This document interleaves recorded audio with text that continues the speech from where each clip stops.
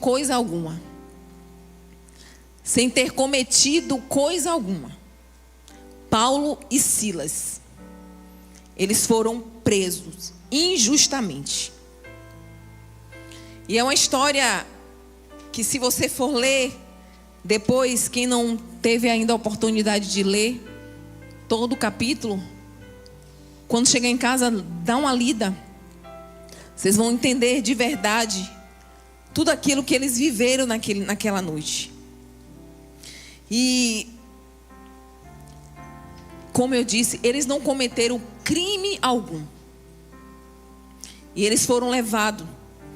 Eu já até preguei sobre essa passagem que está aqui nos versículos acima, que fala a causa da prisão dele, que na verdade não foi crime, foi algo de bom que ele fez por uma moça. Quando ele chegou na cidade para pregar o evangelho, essa moça, ela sempre ia recepcionar eles, dizendo: esses são homens de Deus. Mas Paulo, ele ficou inquieto, porque ele sabia que ali não tinha Deus. Ali tinha engano. Aquela mulher, ela estava possuída por espíritos de adivinhação. E o que Paulo fez? Paulo expulsou o espírito de adivinhação dessa mulher, dessa moça. E existia homens que eram sustentados por esse espírito, porque ele tinha essa mulher como se fosse deles. Eles tomaram posse dessa mulher e fazia essa mulher ser escrava, porque ela devolvia, no caso, ela através dos espíritos de adivinhação, através dessa consulta, ela acabava levando recursos para ele. E essa mulher, ela estava aprisionada. E foi isso que eles fizeram.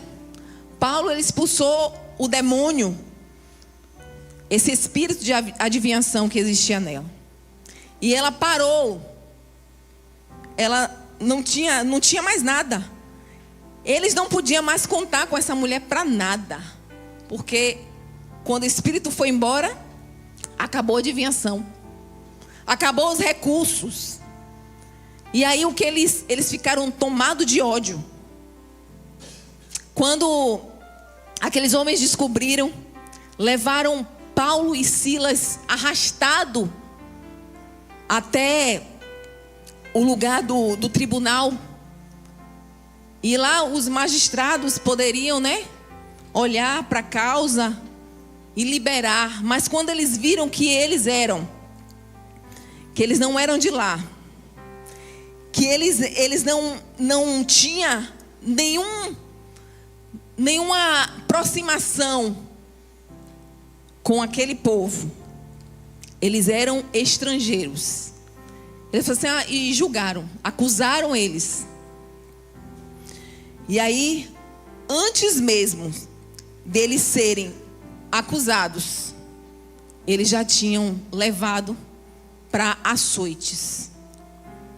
Açoitaram eles daquele jeito que vocês já viram dizer da cultura, da cultura dos judeus, que quando alguém cometia algum certo crime, eles tinham como pena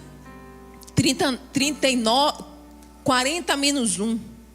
40, é assim mesmo que fala, 40 menos 1. Era a pena dos judeus para quem cometia esse tipo de crime. Mas para os romanos não tinha limite. E eles estavam na terra dos romanos.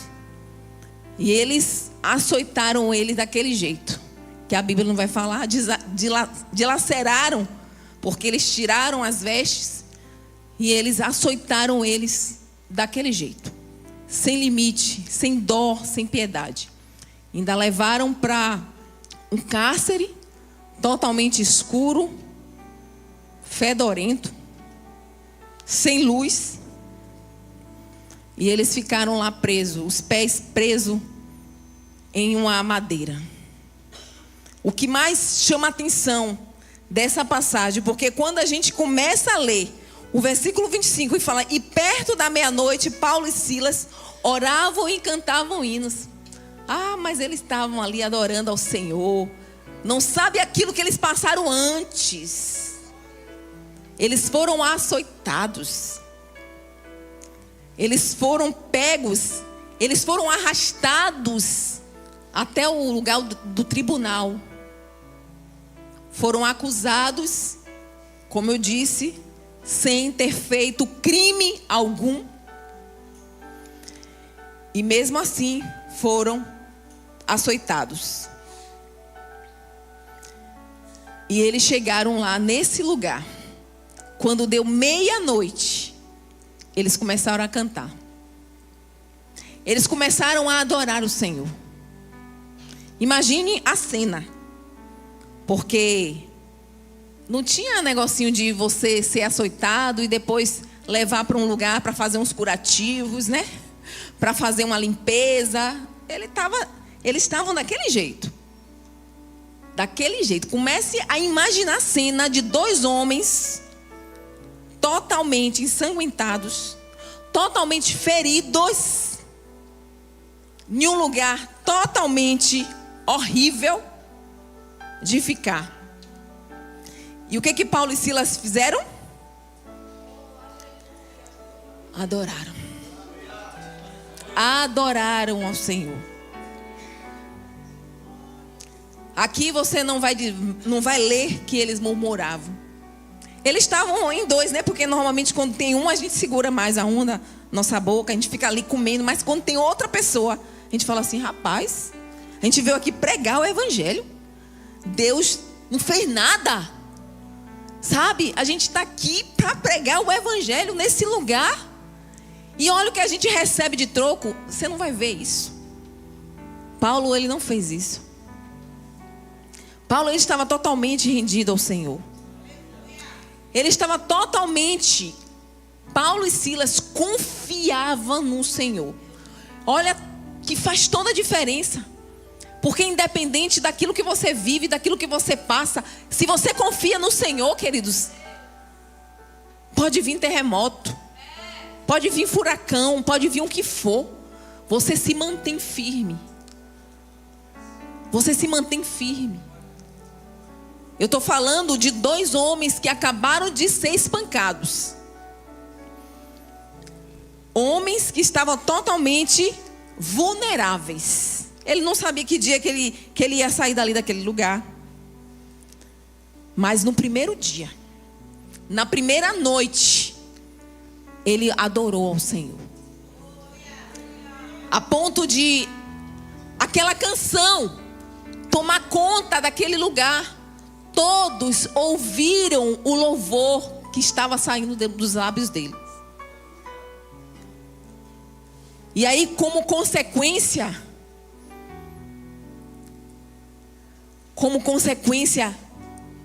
todas as prisões foram soltas. De todos. O Senhor poderia poupar, né, os filhos dele. Poderia somente deixar somente os dois, porque foi eles que foram, no momento ali, aqueles que direcionaram aquele louvor dentro da prisão.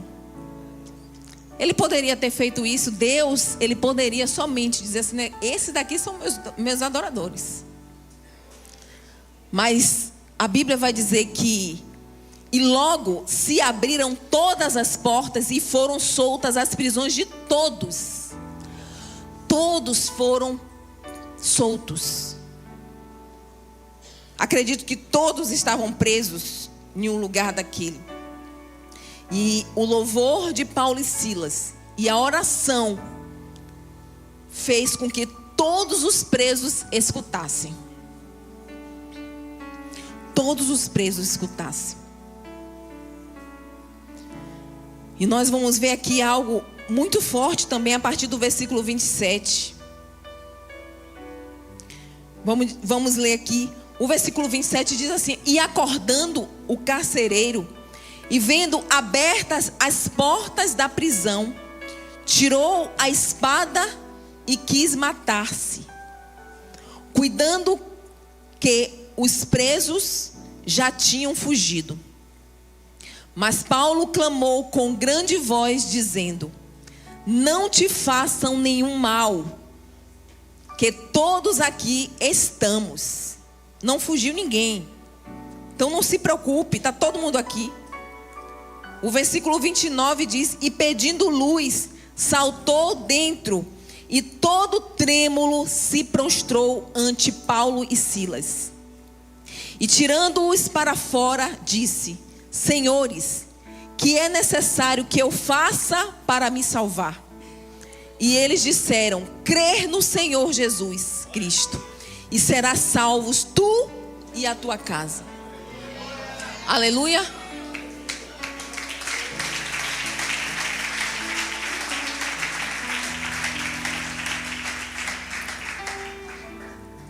Eles estiveram numa posição totalmente desconfortável.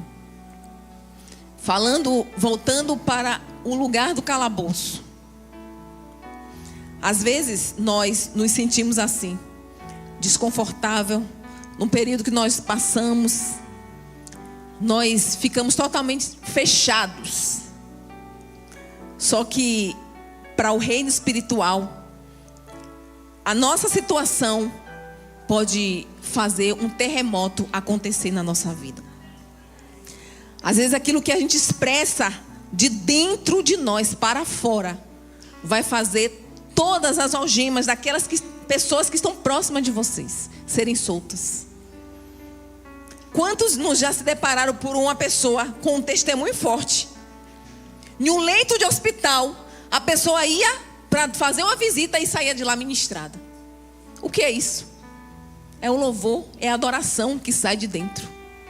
É o confiar em Deus. É estar firme naquilo que Deus prometeu. Uma vez eu, um pouco mais jovem, a casa de minha mãe pegou fogo. Eu acho que eu já contei aqui, mas vou contar de novo. E aí tinha duas amigas gringas.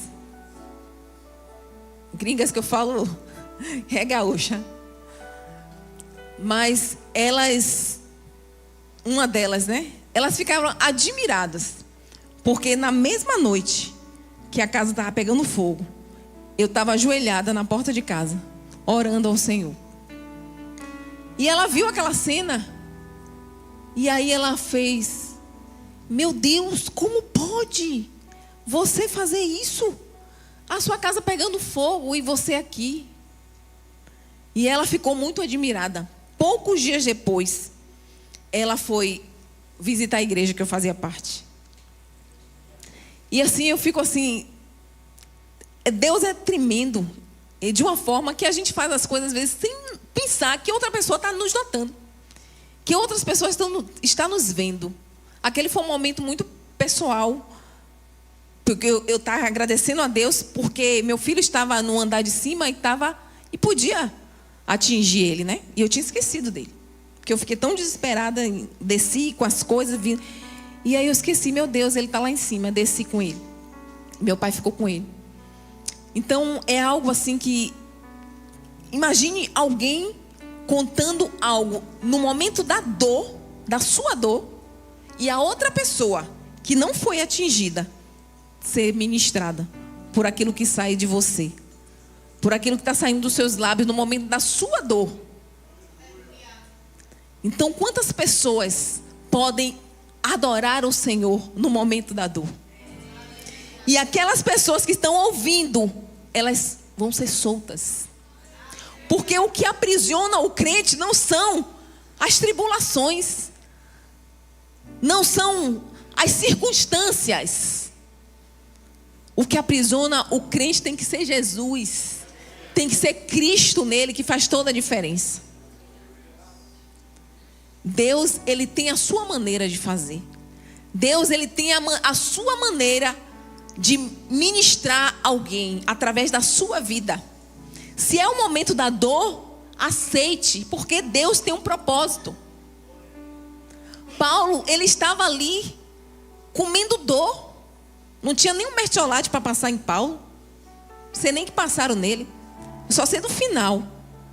Só sei que ele estava ali o tempo todo glorificando o nome do Senhor. Eu acredito que ele deve ter falado palavras de motivação para o amigo, para Silas, Silas também para ele, porque os dois eram homens de Deus. Eram homens que sabiam que não ia ser fácil pregar o evangelho. Hoje em dia, qualquer pedrinha, qualquer pedrada é motivo de sair da presença. É motivo de falar da igreja, é motivo de falar do irmão. Mas nenhum problema está com ele. O problema está em tudo, menos nele. Então, ele já sabia que não ia ser fácil. Naquele tempo, Paulo ainda com aquela visão ainda que ele já tinha deixado nas pessoas, mas ele perseverou até o fim. E aquele carcereiro, quando viu que nenhum preso tinha saído daquele lugar, que nenhum preso tinha fugido, que ele estava totalmente em insegurança, porque naquele tempo, se algum preso fugisse, o carcereiro pagava com a própria vida. É por isso que ele mesmo queria se matar. Porque, imagine, na mente dele, todos os presos tinham fugido.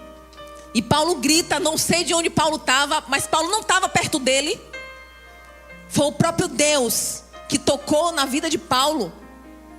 Paulo, não faça isso, não atentes pela sua vida. Porque se ele estava em um lugar reservado, eu acredito que ele não estava tendo visão de onde o carcereiro estava. Mas o carcereiro, ele simplesmente, ele ouviu a voz. Ele ouviu a voz.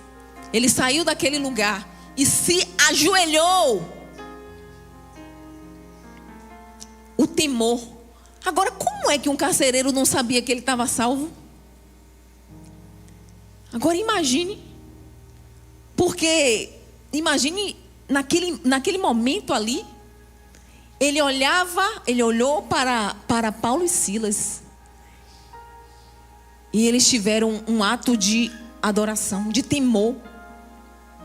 E aí ele faz essa pergunta: como eu faço para ser salvo?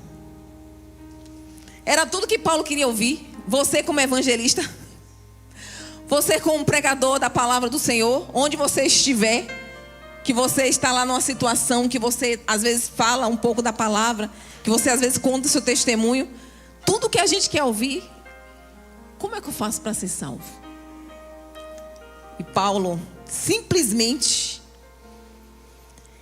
ele disse: e tomando-os ele consigo naquela mesma hora da noite.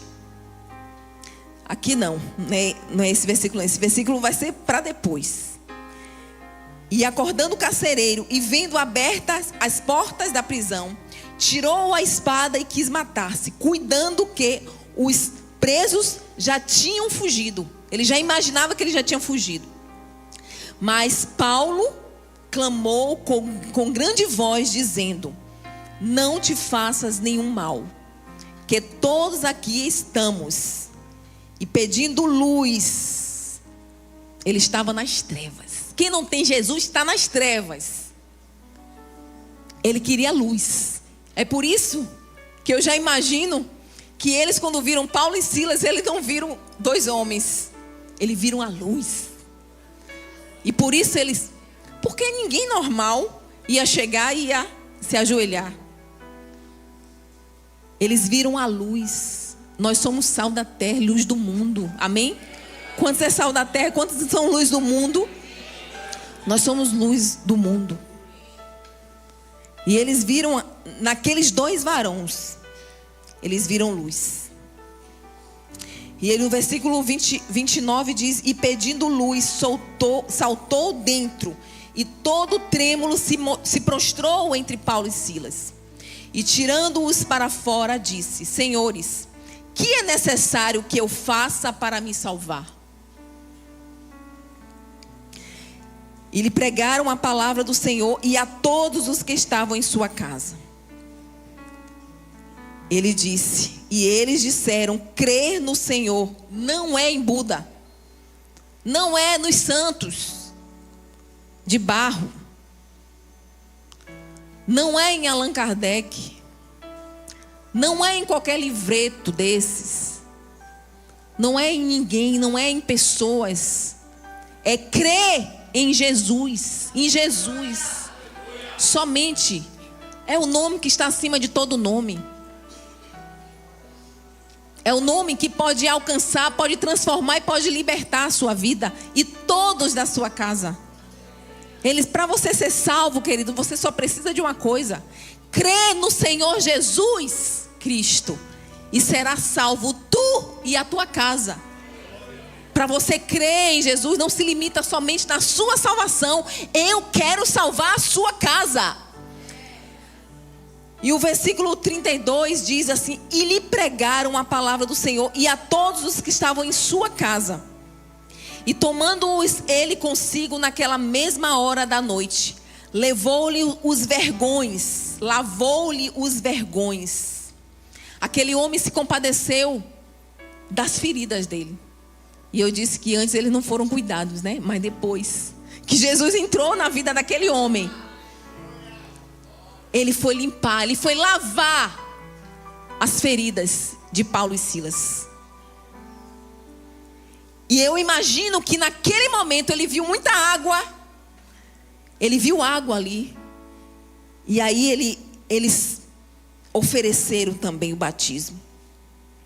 E lhe pregaram a palavra do Senhor e a todos os que estavam em sua casa. E tomando-os ele consigo naquela mesma noite, lavou-lhe os vergões e logo foi batizado, ele e todos os seus.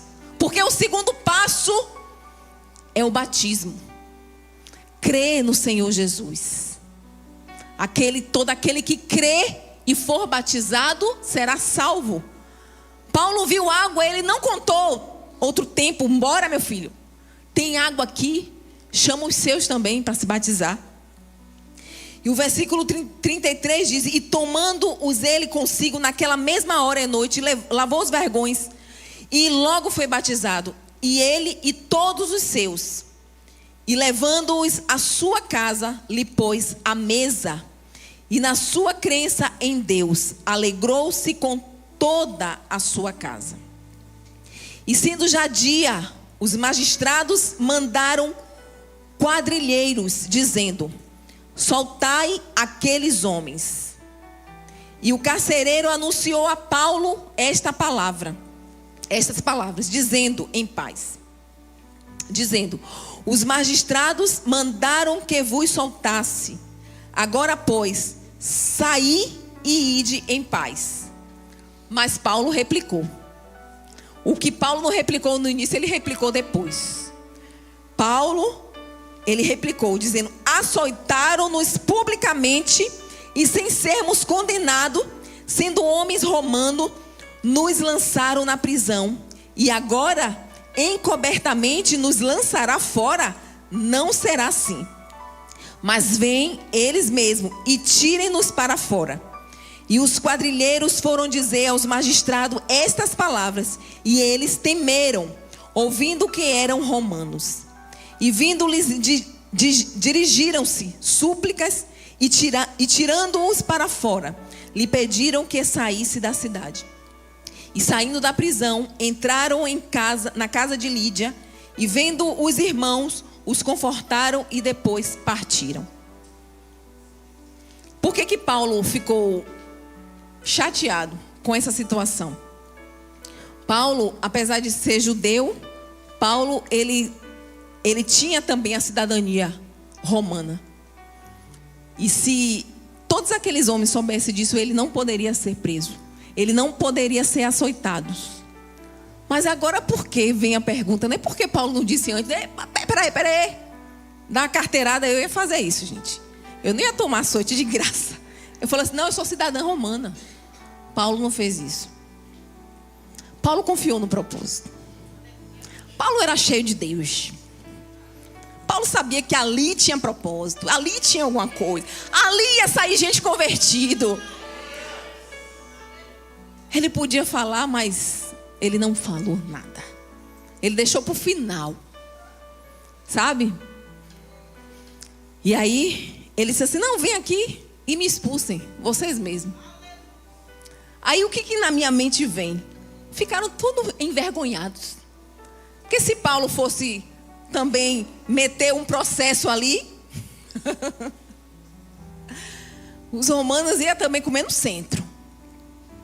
Mas ele não fez isso.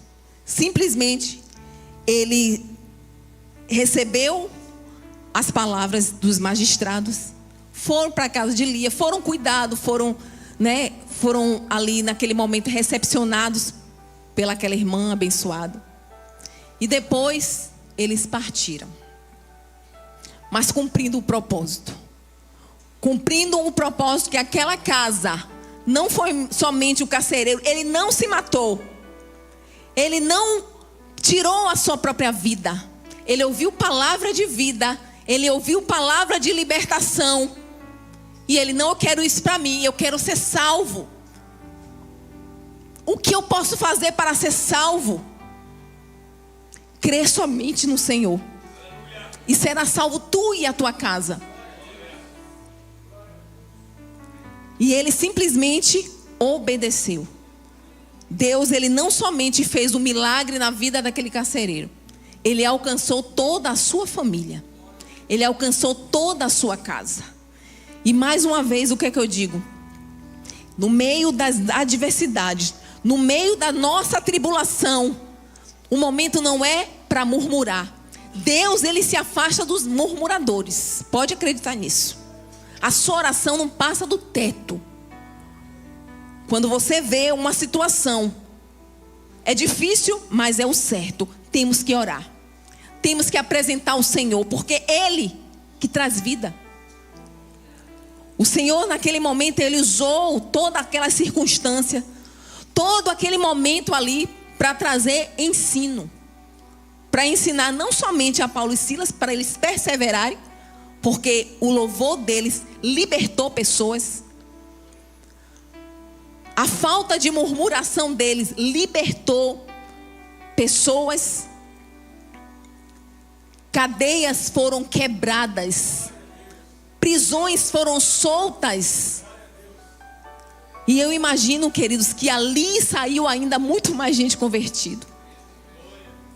Porque como é que você está diante de um ambiente daquele? Um ambiente escuro, um ambiente totalmente sem luz, e você vê um milagre acontecer. E uma coisa que eu aprendi nessa passagem é que tudo aquilo que nós, quando confiamos em Deus, a nossa adoração vai impactar o céu de uma forma que Deus, ele faz descer um terremoto. Ele age no céu e age na terra. Quando nós nos posicionamos diante daquela situação. Porque eu digo para você, se você disser assim, pastora, mas muito mais fácil é murmurar. É, muito mais fácil murmurar do que adorar. Porque naquela situação você só vê, você não vê nada. Você não vê milagre, você não vê nada. Você não vê luz, você não vê nada. Você só vê você. Só que quando você está diante do problema, diante das circunstâncias, você, através do seu posicionamento de adoração, você pode atrair o céu aqui na terra. Porque o terremoto vem do céu ou vem da terra? Não. O terremoto é terreno. Só que através da adoração, tocou de uma forma que Deus falou assim, eu vou fazer descer um terremoto aqui. Quando eu falo descer, é porque é o poder de Deus, porque Ele opera em tudo. Só que, entendeu?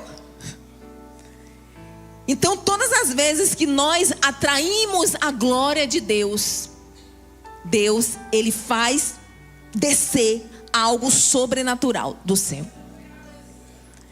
E por isso que é muito mais fácil, quando a gente está diante de um Deus que pode todas as coisas, a gente vê tudo escuro, tudo sujo, tudo sem milagre. Você não vê sinais de milagre, mas você pode atrair o milagre.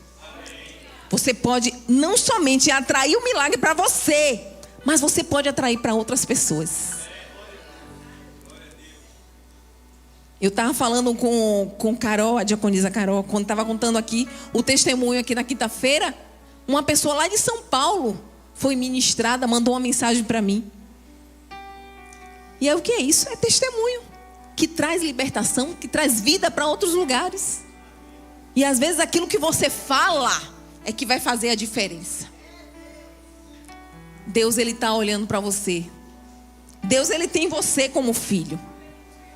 Só que o que você faz em situações como essa? Situações que sem esperança. Situações difíceis. Quando você se sente em um calabouço, qual de verdade é o seu comportamento? Através da sua adoração você atrai o milagre para a sua vida?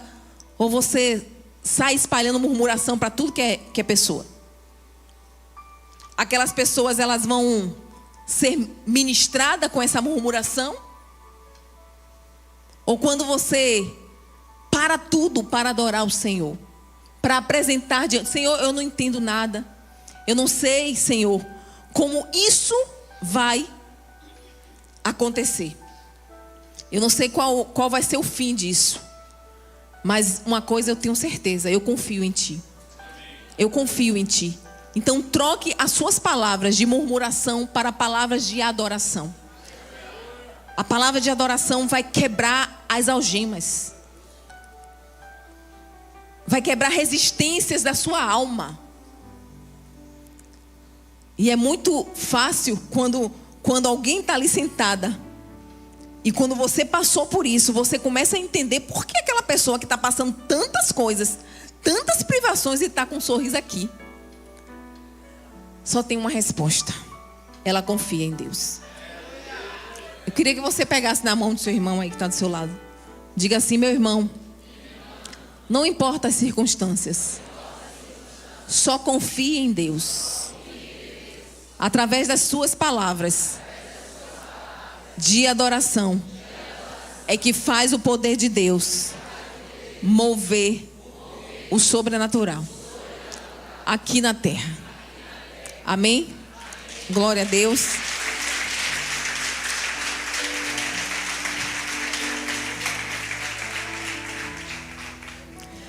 Nós vemos que o versículo 25 tem uma notícia clara, que Deus, Ele move o céu na terra.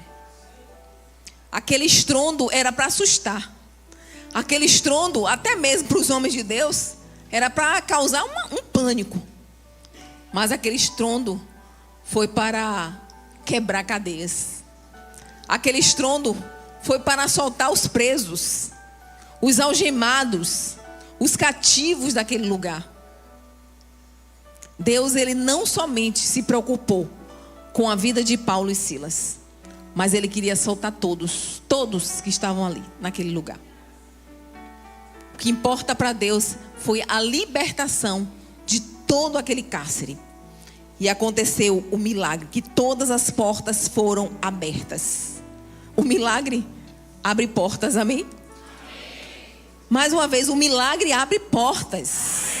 Amém? Além de destravar a nossa visão, de tirar a gente de um outro lugar, Deus, Ele faz esse milagre de abrir portas. Imagine, você está numa situação e aí você se pega murmurando. Você não vai ver nada. Você não vai ver um milagre. Mas quando você está diante da mesma situação, mas a sua linguagem é outra, a sua adoração é totalmente diferente. Você não usa os seus lábios para murmurar e nem para reclamar. E nem para falar com seu vizinho que não vai dar jeito. E nem para falar com ninguém que não vai dar jeito. Mas você faz essa oração diretamente com Deus que pode mudar situações e realidades. E aí de repente Deus, Ele faz o milagre. E Deus ainda faz outro milagre, que é abrir portas. Eu creio que através da sua vida Deus vai usar você para quebrar cadeias no ambiente que você está, no ambiente que você vive. Em vez de você reclamar com aquela situação, você ore a Deus. Apresente a Deus aquela situação. E Deus vai usar você com os lábios proféticos para mudar aquele lugar. E as portas vão se abrir. Eu não sei que portas você quer que o Senhor abra, mas eu digo para você, tenho certeza. Quando nós confiamos em Deus, é certo que as portas vão se abrir. É certo que nós vamos sair de um quadro de limitação, de resistências, para viver um sobrenatural de verdade. Amém? Eu queria que você ficasse de pé nessa noite, aplaudindo o Senhor. Aleluia. Só para quem crê no milagre, só para quem crê no sobrenatural de Deus, aplauda mais forte ao Senhor. Nós cremos no teu poder, Senhor. Nós cremos no teu agir. Estamos diante deste lugar porque nós confiamos em ti, Senhor. Nós confiamos no teu milagre. Nós sabemos também, Senhor, que o milagre não é somente para nós. O Senhor se preocupa com os nossos. O Senhor se preocupa com aqueles que andam conosco, que nós amamos. Oh, Deus. O Senhor é tão fiel, Senhor, quando confiamos em ti. A tua fidelidade, Senhor, dura para sempre, meu Deus. Ah, Deus. Tem filhos teus aqui nessa noite, Senhor. Mas muitos deles estão perdidos ainda, Senhor. Muitos